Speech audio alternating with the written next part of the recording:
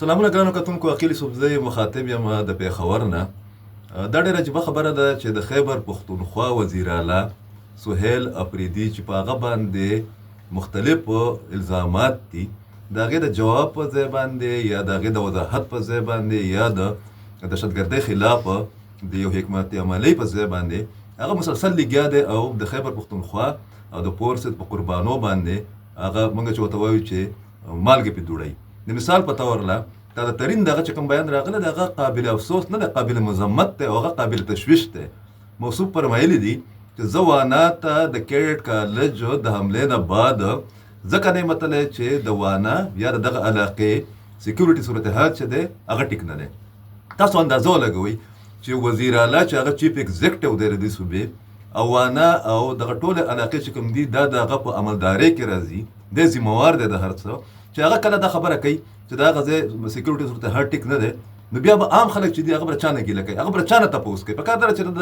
ګریوان راونیویشتي چې ته کو ستا صورتحال دا دی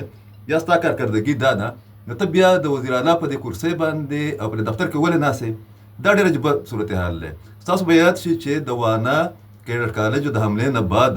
په دویمه ورځ باندې ډېر طاقتور شخصیت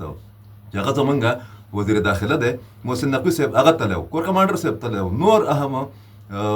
چې کوم دغه د فیډرل ګورنمنټ یا د عسکري قیادت هغې تلي و او د صوبې وزیر اعلی چې دی هغه جواز دا پیش کوي چې زه ځکه نه یم تلی یا زما وزیران یا نور خلک ځکه نه لیدلي چې هلته کې سیکیورټي صورتحال چې دی هغه ټیک نه دی. دوی خو د دغه حملې یا د دغه واقعې مذمت هم نه دی کړی. دا یو ځل بیا دا ثابتوي چې په دې صوبه باندې د امن دشمنه پارټۍ یا د هغې د عهدهدارانو یا د ذمهدارانو چې د حکومت دی، دا خو دا یو پیغام ورکوي چې په دې صوبه کې د حکومت نومې شی چې دی هغه شته هم نه. پکار دا دی چې پی ټی آی په خپل دغه ټایپ رویو باندې نظرثاني وکړي د وزیر اعلی چې کوم انټي سټیټ او انټي پبلک دغه کوي د بیانونه چې ورکوي د خپلې خولې له چې دی لږ پړه دې پکې واچوي. دا خو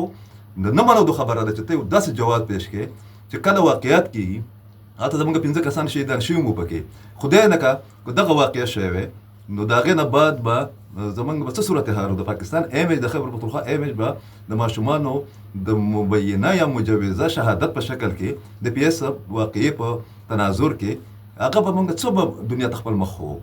او یاد دې وي په دې باندې ختمومه چې هم د دې پارټۍ حکومت چې کله په پېښور کې د پی ایس واقع شوی وه. ډېره مننه.